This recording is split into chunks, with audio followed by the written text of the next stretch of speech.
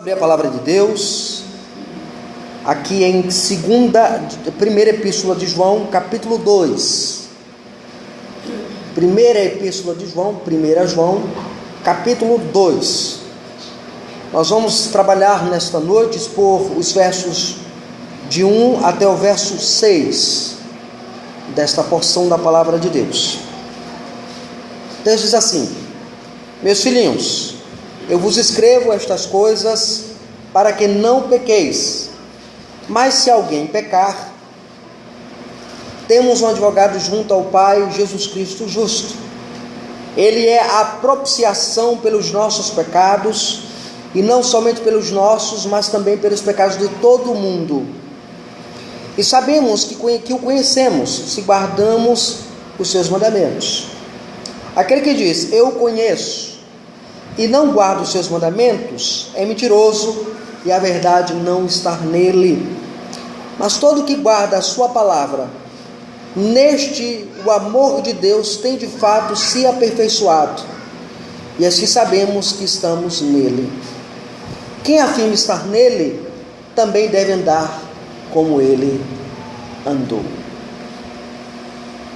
Irmãos, no domingo passado nós fizemos uma exposição nos versos de 1 até o verso 10 do capítulo 1 de João. Ou seja, nós expomos o capítulo 1 da primeira epístola de João. Nós já vimos que João escreve esta carta com o propósito de combater o ensino nascente da igreja, conhecido como gnosticismo. Os gnósticos ensinavam que o corpo, a matéria era má e o espírito é bom. Que por isso eu preciso matar o corpo para que a alma se liberte, para que a alma tenha liberdade. Também eles negavam a doutrina da encarnação, porque eles diziam que Jesus, ele não se fez carne, ele era apenas um fantasma, ele tinha uma forma aparente de existência. Ele não era verdadeiro, ele não era verdadeiro Deus e verdadeiro homem, porque Deus, como ser espiritual, jamais se encarnaria na concepção gnóstica. João escreve tanto o Evangelho de João, quanto as suas cartas, para combater de modo claro esse tipo de heresia. A primeira heresia mais danosa no meio da igreja, a heresia filosófica do gnosticismo. Agora o apóstolo João está ainda tratando do teste moral que a carta apresenta. Aqueles que devem viver na luz, ou seja, nós vimos a semana passada, vivendo sob a luz de Deus, aqueles que devem viver na luz, ele agora mostra como esse viver se processa na vida do crente. Aqui o apóstolo João trata de Cristo como nosso advogado, do que ele fez por nós, nos perdoando em nossos pecados. Muitos crentes fervorosos, crentes de Deus, homens sinceros, mulheres sinceras, ainda não sabem como lidar com os seus pecados, como confessá-los, como revelá-los, como expô-los diante de Deus, como colocar o meu coração às claras diante de Deus, como colocar as cartas na mesa e dizer, Senhor, o meu coração é isto aqui, está mergulhado com estes pecados precisam ser tratados pela Tua Palavra e com a Tua Palavra. Há pessoas que estão na igreja e que por causa de algum pecado alimentado se sentem culpados, e não se envolvem com a igreja, não amam a igreja, não querem o bem da igreja, caminham longe da igreja, longe do corpo de Cristo, longe dos santos, porque ele se vê como pecador, porque tem um pecado dentro da alma não confessado, um pecado não colocado às claras, à luz da palavra de Deus. Como tratar disso? Como tratar de uma alma que está enferma pelo pecado, uma alma de um crente? Lembra, João está escrevendo para a igreja. João não está pensando no incrédulo, João está pensando no crente. Então, como fazer isso? Como viver uma vida de santidade sob a graça do Senhor? Como aprender a confessar os pecados diante de Cristo? Primeiro, entendendo que Cristo, ele é o intercessor e o propiciador da igreja. João, na sua carta, ele inicia em termos afetuosos a carta. Ele diz aí, meus filhinhos, no verso 1. Observe essa expressão, meus filhinhos. A expressão grega é a palavra tekniamou, minhas crianças de colo, minhas crianças de peito, meus filhos. É claro que o termo aqui é um termo afetuoso, os meus queridos filhos. Esse é o sentido na língua original. Aqui o apóstolo é o pai espiritual dos crentes. Ele, como pastor daquela igreja, ele escreve como um pai espiritual. Ele olha para a igreja, ele vê que a igreja precisa entender o que é a confissão de pecado, como nós vimos nos versos de 8 a 10. E ele agora olha para a igreja, e a igreja parece ainda meio perdida. Parece um filho que aprendeu uma grande lição, mas que não sabe como colocar em prática. Você sabe o que é confessar os pecados. Você aprendeu isso, mas você não sabe como colocar em prática. Ou talvez você olhe para a multidão dos seus pecados e diz assim: como é que Deus vai me aceitar com tanto pecado que eu tenho no coração? Com tanto pecado que eu carrego na minha alma, como é que Deus vai me aceitar diante dele? Aqui o Senhor Jesus, ele é apresentado desta forma. Então João, ele vem e diz: meus queridos filhos. Aqui o apóstolo, como um pai espiritual daqueles que dirige eles, e então ele apresenta o seu propósito ao escrever esta carta. Ele diz: estas coisas vos escrevo para que não pequeis. Que coisas? O que ele havia dito antes, tudo o que ele havia dito antes, ele escreve para que a igreja não peque. Significa que você não pode pecar? Significa que você não pode errar, que você não pode cometer pecados? Não, não é isto que João está dizendo. João está dizendo: eu escrevo estas coisas para que você não peque. O propósito de João escrever é muito amplo, é muito maior do que simplesmente pregar sermões. Ele escreve com os seguintes propósitos. O primeiro propósito é promover a santidade prática na vida da igreja. Ele diz, primeiro, o propósito de João é a promoção da santidade. É evidente aqui pelo uso da conjunção rina, que aparece na língua grega aqui, essa expressão para que. No grego é rina, indica o propósito, a finalidade, a fim de que, com a finalidade, eu escrevo esta carta, eu mando este sermão, eu prego este sermão escrito a vocês, para que haja uma coisa na vida de vocês, para que vocês não pequem. A palavra de Deus, irmãos, nos foi dada para nos conduzir à santidade prática. A palavra de Deus não foi dada para ser um enfeite, um instrumento, um museu, colocar em cima da sua televisão. Quer dizer, hoje não tem mais aquela televisão de tubão, né, que você coloca, mas colocar em cima da sua estante, deixar ela aberta lá no Salmo 91, deixar ela aberta lá no Salmo 23, como se isso conferisse alguma bênção espiritual à sua vida, à sua família. Não! A Bíblia foi dada para produzir algo prático. João capítulo 17, verso 17, Jesus diz, ele diz: Pai, santifica-os na verdade, a tua palavra é a verdade. O propósito das escrituras do Novo Testamento, irmãos, visam a transformação piedosa dos ouvintes. O alvo da Bíblia é transformar você numa pessoa santa, numa pessoa piedosa, numa pessoa que ama Jesus, numa pessoa que ama a lei de Deus, numa pessoa que odeia o pecado, numa pessoa que luta contra o pecado, numa pessoa que batalha contra o pecado. Ele diz: filhinhos meus queridos filhos, eu vos escrevo estas coisas duras muitas vezes, pesadas muitas vezes, com a finalidade que vocês não pequem. A razão de João escrever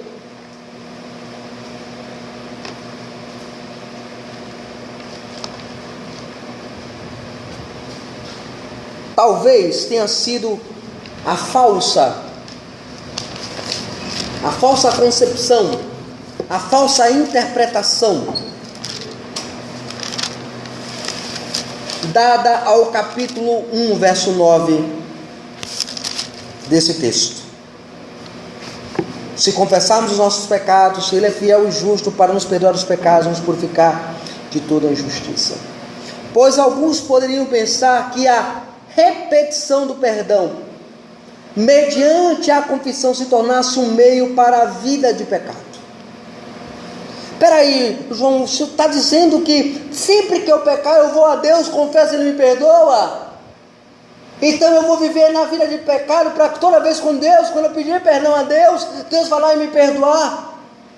E aí João diz, eu escrevi isso, não foi para vocês viverem na prática do pecado. Daí, ele escreveu no verso 1, ele disse, eu vos escrevo estas coisas para que não pequeis. Aqui no grego, a ideia é, não continueis pecando, ou não tenham uma prática de pecado, ou não ame a prática de pecado, ou não vivam praticando o pecado. Este é o alvo de João. O apóstolo do amor, ele quer uma igreja santa. Ele não quer uma igreja de pecadores. Ele não quer uma igreja que deturpe o ensino bíblico. Por exemplo, você crê na predestinação, você crê que você é eleito, você crê que vai para o céu, porque Deus disse que uma vez salvo, sempre salvo. Eu li isso na Bíblia, eu aprendi na palavra de Deus, então eu vou viver uma vida de pecado. Não. Pastor, o senhor ensinou que os meus pecados passados, presentes e futuros já foram perdoados, então eu não preciso me preocupar com o meu pecado. Não. João começa a restringir isso. Então o primeiro propósito de João é promover santidade prática. Guarde no seu coração. O propósito de João é me oferecer, é me apresentar a santidade prática. Ele quer que eu aprenda a ler a Bíblia, entendendo a Bíblia, coloque em prática aquilo que eu aprendi na Bíblia. A segunda razão por que João escreve esta carta, esta porção da palavra de Deus, é oferecer consolo. Está ainda no verso 1 aí, irmãos. Ele diz assim, eu vos escrevo essas coisas para que não pequeis, mas se alguém pecar, temos um advogado junto ao Pai, Jesus Cristo justo. Se todavia alguém pecar, temos um advogado junto ao Pai, Jesus Cristo justo. Como assim? Qual é o consolo aqui, irmãos? De que forma o apóstolo João nos apresenta o consolo? Veja, a primeira ele diz assim, eu escrevo para que você não peque. E aí talvez você entre no desespero. Peraí, mas João disse que não é para eu pecar, eu aprendi isso aqui, eu li isso aqui na Bíblia. Então ele está dizendo que eu não posso pecar, e aí você entra no desespero, porque quando você olha para dentro de você, quando você olha para as suas palavras, quando você olha para as suas ações, quando você olha para os seus pensamentos, você já se viu pecando. E aí você olha e entra em desespero, eu não consigo alcançar este padrão. Ele é elevado demais, ele é alto demais, eu não consigo alcançar o padrão de Deus. E aí João, de maneira consoladora, de maneira pastoral, eu diria, ele chega assim, filhinhos, se todavia alguém pecar, temos alguém junto a Deus para nos defender. Aqui, irmãos, João, ele faz isso. E como é que ele faz? Como é que ele apresenta o consolo? Primeiro, mostrando que o pecado não é uma prática normal na vida do crente. Por isso que ele usa a adversativa mais. Se todavia. Então não é normal o pecado na vida do crente, não é uma coisa normal. Pastor, pecar é humano. Pecar não é humano. Tire isso da sua mente, tire isso da sua cabeça. Pecar não é humano. Pecar é uma consequência da queda. É uma consequência do estado depravado do homem, como nós aprendemos hoje pela manhã, estudando a doutrina da depravação total. Para evitar mal entendidos, irmãos, do que João disse anteriormente, ele declara, se alguém pecar, é antes hamarte, Aqui João mostra claramente que o pecado é acidental na vida do crente. Ele não é uma prática intrínseca à nova natureza do homem restaurado em Cristo. Não, ele continua sendo um acidente no seu percurso. Pois por mais que se busque a santidade, sempre cometemos alguns pecados. Sempre afrontamos a lei de Deus e por sermos crentes nos entristecemos. É aquela palavra que não deveríamos ter dito. É aquele conflito que deveríamos ter evitado. É aquele coração rancoroso que alimentamos dentro de nós. É a palavra não dita no momento apropriado. É o conflito dentro de casa com o cônjuge, com a esposa, com os filhos, seja lá com quem for. É o conflito na igreja, é o mau entendimento, são as palavras equívocas que nós dizemos. Sim, irmãos, tudo isso está dentro do globo, do aspecto do pecado que corrompe a nossa vida. Então João, ele lembra a igreja que o pecado não é algo habitual da vida do crente. Não, pastor, o pecado é humano. Não é humano. Ele é consequência da queda. Eu peco porque Adão caiu. Eu herdei de Adão uma natureza caída, depravada, pecaminosa. Eu não sou pecador porque peco. Eu peco porque eu sou pecador. É a minha natureza caída que me leva a isso. Então o primeiro ponto que João coloca, quando ele quer oferecer esse consolo, é dizer à igreja que o pecado não é uma prática natural na vida da igreja. Pastor, qual é o consolo nisso? O consolo é simples. Eu sei que o pecado não faz parte da minha vida, e que é meu dever como cristão lutar contra o pecado na minha vida. Segunda questão aqui, o segundo consolo.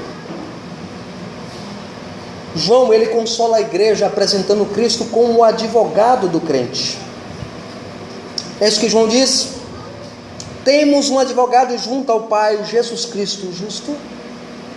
A palavra advogado aqui no grego é a palavra parakleton. É a mesma palavra usada para descrever o papel do Espírito Santo. O paracleto, o intercessor, o advogado, o encorajador, o que nos repreende, o que nos exorta, o que nos defende. Cristo é aquele que intercede por nós no tribunal de Deus. Então João, para não deixar a igreja desesperada, porque a igreja, ela não consegue alcançar o padrão de Deus, ela não consegue alcançar o padrão do Senhor pelos seus próprios esforços. Por mais crente que você seja, meu irmão, por mais crente que você seja, minha irmã, por mais que você ore, por mais que você busque a Deus, por mais que o pastor leia mais a Bíblia, por mais que o pastor ore, o pastor peca, os irmãos pecam, nós pecamos. E às vezes o desespero bate no nosso coração, porque nós não conseguimos ser tão crentes quanto a Bíblia pede para que sejamos. E aí está o nosso problema. Como resolver o problema do pecado? Então João vai dizer assim: você tem um advogado, tem alguém que intercede por você no tribunal de Deus. A esperança do crente não é a confissão positiva. A esperança do crente não são as obras de sacrifícios que ele faça. A esperança do crente, igreja, é Cristo. Cristo é tudo na vida da igreja. Como é que João continua oferecendo esse consolo à igreja? Terceiro, mostrando que Cristo é o nosso propiciatório. Cristo não é apenas o advogado, Cristo não é apenas aquele que intercede, Cristo não é apenas aquele que defende a igreja, mas Cristo é o propiciatório. Verso de número 2, Ele é a propiciação pelos nossos pecados. Ele é a propiciação pelos nossos pecados. Ele é o propiciatório. A morte de Cristo, irmãos, na cruz do Calvário, aponta para isso. Ele foi o nosso propiciatório que desviou a ira de Deus de nós. A figura emblemática do Antigo Testamento. João, ele traz a figura do Antigo Testamento para aplicar à igreja. Ele diz: assim como Moisés derramava o sangue sobre a arca do concerto, estava ali o propiciatório para impedir que o sangue caísse dentro da arca. E dentro da arca estava as tábuas da lei, a vara de Arão e o maná do deserto. Estavam ali dentro. A vara de Arão estava florescida dentro da arca, as tábuas da lei dentro da arca e o maná. O sangue indicava não apenas o perdão, mas indicava a ira de Deus. Então aquele que aplaca a ira, aquele que desvia a ira é um escudo. Cristo é como se fosse o nosso escudo. A morte de Cristo na cruz, irmãos, do Calvário, aponta para o ato de que Deus desviou a ira de nós. A palavra propiciatória, a palavra rislasmos, propiciar, expiar, significa que Cristo aplacou a ira de Deus que deveria cair sobre cada um de nós.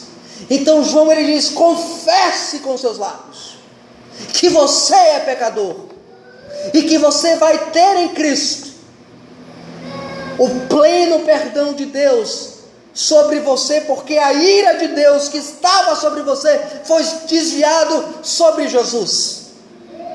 A ira de Deus, em vez de cair em cima de você, caiu em cima de Cristo. A ira de Deus, que deveria anular a sua existência, caiu em cima daquele que é eterno. E aí Jesus é o propiciatório de Deus. Um outro elemento importante, quando ele diz que Jesus é o propiciatório, ele está dizendo que a morte sacrificial de Cristo tem efeitos também universais. Está aí no verso 2 ainda. Ele não é apenas a propiciação pelos nossos pecados, mas também pelos pecados do mundo todo. E aqui eu preciso encarar esse texto. Esse texto fala da aplicação universal. Indica que Cristo, ele morre para salvar os eleitos de Deus espalhados por todo o mundo. O mundo todo aqui não significa que Cristo morreu para salvar toda a humanidade, cada pessoa da humanidade. Porque se assim fosse, não haveria doutrina do inferno. Não haveria ira de Deus. Aqui, de fato, irmãos, Cristo, ele morre para salvar o seu povo, os seus eleitos, aqueles a quem ele chama através da palavra. Então esse é o primeiro aspecto. Em segundo lugar, como viver sob o perdão de Deus? Em segundo lugar, conhecendo de fato a Cristo. Está nos versos de 3 a 5. Ele diz: sabemos que o conhecemos se guardamos os seus mandamentos. Aquele que diz que eu o conheço e não guarda os seus mandamentos é mentiroso, e a verdade não está nele. Mas todo que guarda as suas palavras, neste o amor de Deus tem de fato se aperfeiçoado, e assim sabemos que estamos nele. Deixa eu fazer uma pergunta básica aqui. Eu acho que os crentes mais novos aqui dessa igreja são os meus filhos.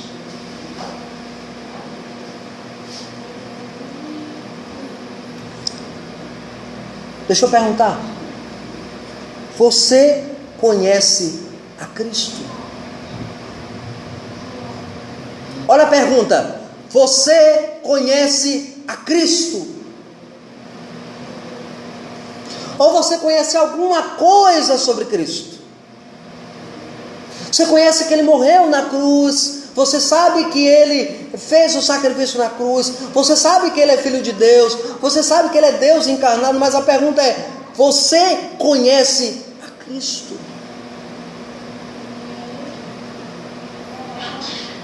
João revela que quem não está interessado no conhecimento intelectual ao tratar disso, Ele diz assim: sabemos. Ele não está interessado no conhecimento intelectual, no conhecimento dos livros, no conhecimento da academia, não. Aqui nós aprendemos alguma coisa importante sobre Deus, sobre a pessoa de Cristo. Conhecer a Jesus é possível. Por onde? Por sua lei. Ele diz isso no verso 2, verso 3. Sabemos que o conhecemos e guardamos os seus mandamentos. Nós demonstramos conhecer a Cristo. Nós demonstramos conhecer ao Senhor quando nós conhecemos a sua lei. Você quer conhecer Jesus? Você não conhece Jesus de outra forma, a não ser através da Bíblia, da palavra de Deus. Ler a palavra de Deus, estudar a palavra de Deus, trabalhar a palavra de Deus na sua vida, viver a palavra de Deus. Cristo é a substância, é a essência de toda a palavra de Deus. Então eu preciso conhecer Ele. Segundo, como de fato eu conheço a Cristo? Nós demonstramos conhecer a Cristo na obediência à sua lei. Olha o que diz o texto. Ele diz assim: e sabemos que o conhecemos se guardarmos os seus mandamentos. Eu conheço Jesus, eu conheço o Senhor. E hoje, irmãos, existe uma doutrina famigerada, ensinada na igreja evangélica de modo geral, que diz que eu posso ser salvo simplesmente porque eu tenho Jesus como Salvador. Não, você precisa ter Ele como Senhor. Ora, se você diz que conhece a Cristo, mas não guarda a sua lei, você não conhece de fato. Você sabe alguma coisa sobre Jesus, mas você não o conhece. Ele diz: não faça isto. Vamos de forma desobediente e praticamos. Aí ainda dizemos que conhecemos a Cristo. Observe o nosso texto, ele diz: ora, sabemos que temos o conhecido. É isso que diz o texto. Ele diz mais aqui, aquele que diz eu o conheço e não guarda seus mandamentos é mentiroso, e a verdade não está em nós. Mas nós sabemos que temos o conhecido. Aqui o verbo saber, aqui o verbo sabemos, verso 3. A palavra gnoskomen está sendo usado no sentido de compreensão inteligente. Também descreve a ideia de um conhecimento íntimo e pessoal. Eu não conheço apenas o Cristo da pregação. Eu conheço o Cristo das minhas orações. Eu conheço o Cristo das minhas devocionais. Eu conheço o Cristo que alimenta a minha alma. Eu conheço o Cristo que dá vida à minha alma. Eu conheço o Cristo que conduz a minha vida. Eu conheço o Cristo no qual eu dobro o joelho e peço a Ele orientação para aquilo que Ele quer na minha vida. É isso que João está dizendo. Agora, o verbo conhecer que está aqui no texto,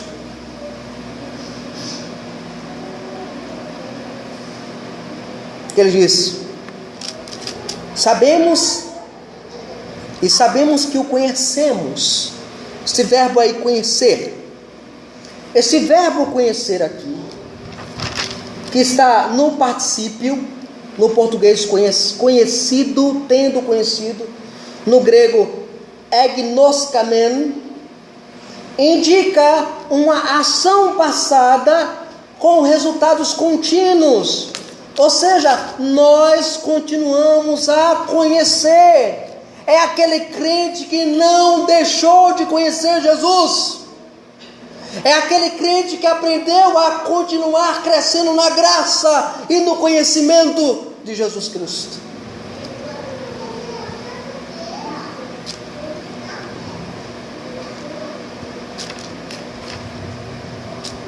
continuamos a conhecer. E aonde eu conheço a Cristo?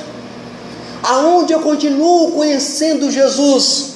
Na observância à sua lei. E é isso que ele diz, verso 4: aquele que diz eu conheço e não guarda os meus mandamentos é mentiroso.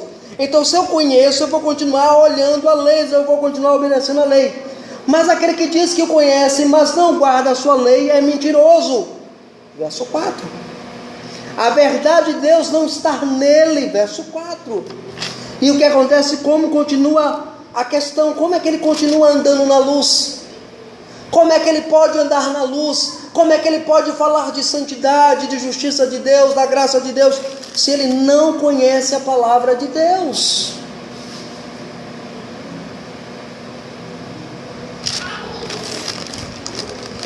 Como eu posso viver sob o perdão de Deus? Em terceiro lugar, vivendo de maneira piedosa, ou vivendo piedosamente. Versos 5 e 6 do nosso texto. Mas todo o que guarda a sua palavra, neste o amor de Deus tem de fato se aperfeiçoado. Interessante, né? A gente acha que o amor de Deus vai se aperfeiçoar em minha vida eu amando você. A gente olha, a gente estuda e acha que é uma coisa meramente acadêmica. Ler a Bíblia, estudar, conhecer mais a Bíblia, algo acadêmico. Não. É nos dito aqui no texto que quando eu conheço e guardo a palavra de Deus, o amor de Deus tem de fato sido aperfeiçoado em mim. E assim sabemos que estamos nele. Quem afirma estar nele também deve andar como ele andou. Agora João nos mostra que para viver na luz, debaixo do perdão de Deus, é necessário buscar viver de modo piedoso. E a pergunta é, pastor, como isso é possível nos dias de hoje? Como conseguir ser um crente piedoso nos dias de hoje? Primeiro, sendo redundante. João é redundante, então você é redundante. Guardando a palavra de Cristo. Guardando a palavra de Cristo. O verbo guardar aqui, que aparece aqui no nosso texto, todo o que guarda a sua palavra.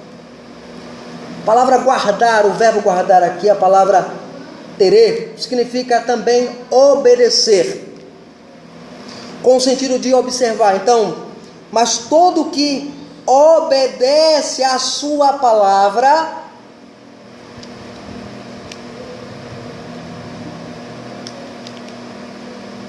então aqui, a vida cristã piedosa sempre se preocupa em pautar-se pela palavra de Deus.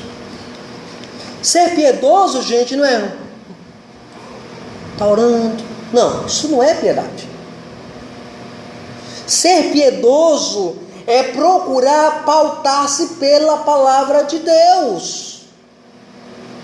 A gente acha que piedade só é oração. A gente acha que piedade é só ser um crente de oração. Eu não preciso conhecer nada da Bíblia. Como se fosse possível orar sem conhecer a Bíblia. Então, se eu quero ser um crente de fato piedoso, eu preciso pautar a minha vida pela palavra de Deus.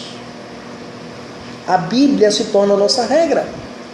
E como resultado disso, o amor de Deus é nutrido ou é fortalecido em nossa vida. Ou seja, o meu amor por Deus recebe mais força. Eu passo agora a amar mais a Deus. Ora, mas se não é mesmo a palavra, mas se não me submeto à palavra de Deus, o que ocorre? Olha o texto. Todo aquele que guarda a sua palavra, deste amor de Deus, tem de fato aperfeiçoado. E assim sabemos que estamos nele. O que acontece quando eu não estou aqui? O que ocorre? Ocorre, sabe o quê? Um esfriamento do meu amor pelo Senhor.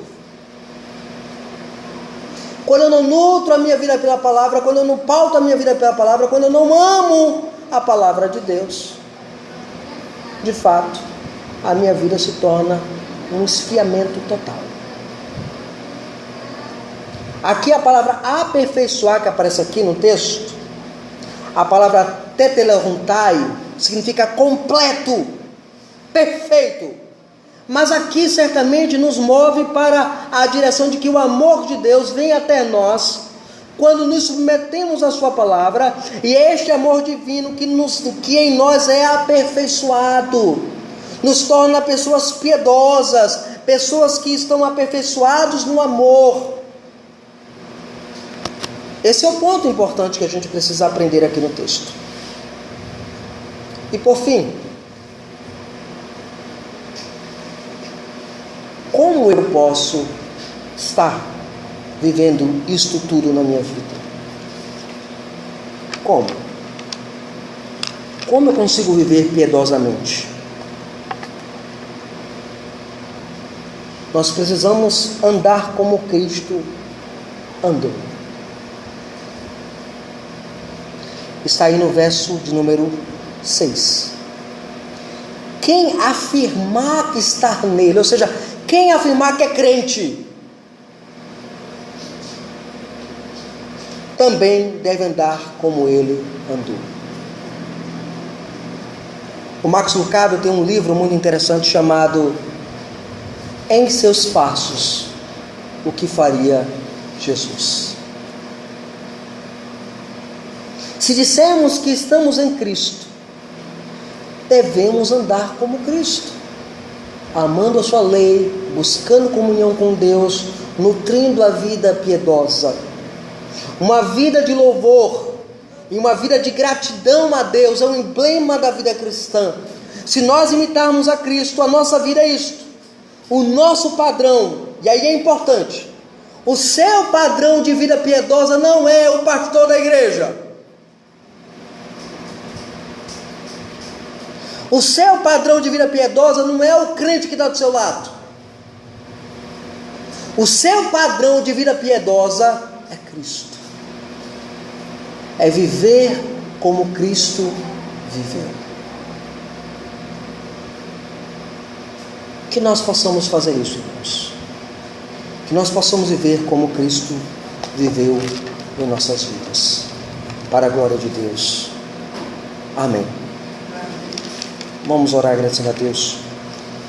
Senhor, obrigado, Deus, porque a Tua palavra, Deus, foi pregada, Deus. Que o Senhor possa aplicar em nossos corações e que Tua graça possa estar sobre nós. É o que nós choramos, Te agradecemos, em Cristo Jesus. Amém e amém.